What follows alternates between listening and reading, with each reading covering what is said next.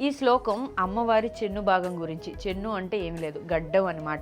అనాకలిత సాదృశ్య చుబుక శ్రీ విరాజిత కామేశబద్ధ మాంగళ్య సూత్ర శోభిత కంధర.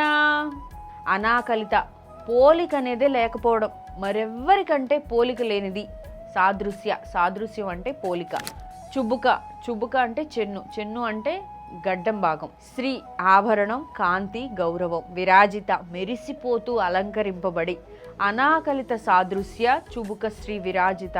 అమ్మవారి చెన్ను మరెవరిదైనా పోలిక లేనంత అందంగా ఉంది. ఆమె చెన్ను అందంగా మెరిసిపోతూ ఉంటుంది. కామేశ, కామేశ్వరుడు బద్ద కట్టిన. మాంగళ్య సూత్ర, మాంగళ్య సూత్రం. శోభిత, మెరిసే అలంకరించబడిన. కందర, మెడ. కామేశబద్ధ మాంగళ్య సూత్రశోభిత కందర అంటే కామేశ్వరుడు కట్టిన మంగళసూత్రంతో మెరుస్తున్న దేవి.